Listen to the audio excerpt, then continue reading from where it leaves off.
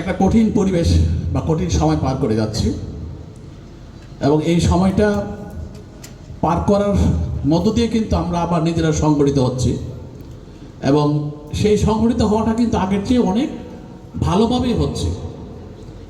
আমাদের দল ক্ষমতা থেকে চলে গেছে অনেক দিন হয়ে গেছে, কিন্তু দীর্ঘ এই 16 বছর বা 17 বছর ক্ষমতার বাইরে থাকার পরেও আজকে আমরা নিজেরা যে সুসংগঠিত হতে পেরেছি বা নিজেরা যে নিজের অবস্থান থাকতে পেরেছি, এটা কিন্তু আমাদের দলের আদর্শের কারণে।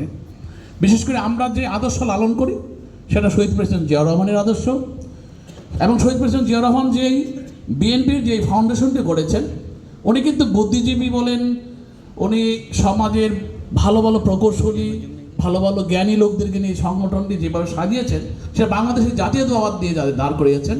আর সেই বাংলাদেশের জাতীয়তাবাদের জন্যই কিন্তু আজকে দলের ফাউন্ডেশনটা অনেক শক্ত হয়েছে আর সেই জাতীয়তাবাদী আদর্শের প্রকৌশলীরা কিন্তু আজকে একত্রিত হয়েছে এবং সেই সম্মেলনে সেইভাবেই কিন্তু সম্মেলন করে করে আমরা এগিয়ে যাচ্ছি প্রতিটা বিভাগে। আমি মনে করি আমাদের এই সফলতা দেশনেত্রী বেগম খালেদা জিয়াও সেখানে আমাদেরকে সেই পথ দেখিয়েছেন।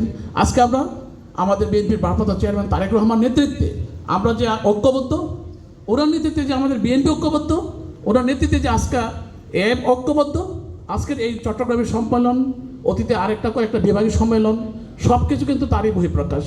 আমি মনে করি আমাদের এই এব পর্যায়ক্রমে প্রত্যেকটা ইউনিটে সম্মেলন করে এগিয়ে যাবে এবং আগামী দিনে আমাদের সারা বাংলাদেশে আমাদের নেটওয়ার্কটি আরও শক্তিশালী হয়ে গড়ে উঠবে। সম্মানিত নেতৃবৃন্দ, আমি বেশি কিছু বলবো না, আমি শুধু একটা কথা বলবো যে আজকে কথা বলতে গেলে আমাদের এব কি করেছে, এবের কথা যদি শেখ হাসিনা শুনতো তাহলে কিন্তু শেখ হাসিনাকে আজকে গালিগালা শুনতে হইতো না। এই রামপাল বিদ্যুৎ কেন্দ্র না করার জন্য আমরা এব থেকে কতবার সেমিনার করেছি, এই ইভিএম না করার জন্য কতবার আমরা সেমিনার করেছি। আজকে হাজার হাজার কোটি টাকার ইভিএম এর মেশিন নষ্ট হয়ে গেছে। আমরা এই আদানি চুক্তি না করার জন্য সেমিনার করেছি, বিদ্যুতের উপর করাপশন হয়েছে সেগুলো উপস্থাপন করেছি।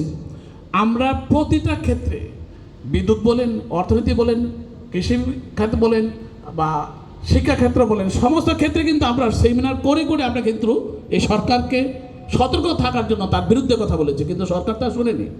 আজকে পুলিশ প্রশাসন দিয়ে যেভাবে সরকার দেশটাকে একটা জাহান্নামের একটা ক্ষেত্র তৈরি করেছে, আজকে দেখেন এই বেনজির তৈরি করেছে, মানে নজির নাই যা তাকে বেনজির বলা হয়।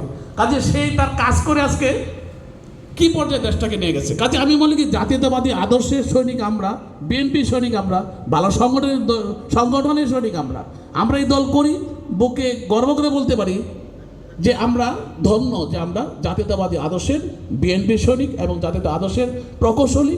আমরাই পারবো এই দেশটাকে আবার নতুন করে এই জাহান্নামের এই শেখ হাসিনার কাছ থেকে ফিরিয়ে নিয়ে আসতে। কাজে আমাদেরকে সেই ঐক্যবদ্ধ হতে হবে, ঐক্যবদ্ধ হয়ে সবাইকে একত্রে আগামী দিনে সেই আন্দোলনের জন্য শক্ত অবস্থানে থাকতে হবে।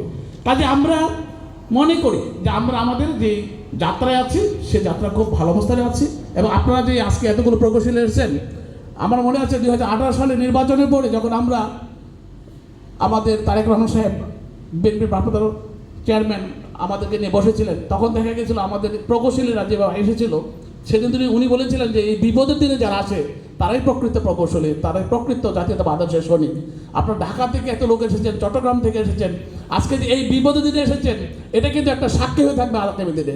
কাজে আমি মনে করি আগামী দিনে বিএনপি কোনো দিন ক্ষমতা আসলে সেই দিন যাতে এই দিনের এই দুঃখের দিনে যারা পাশে ছিল তাদের কথা বলে না যায় আমাদের নেতৃবৃন্দ, সেটা মনে রাখতে হবে।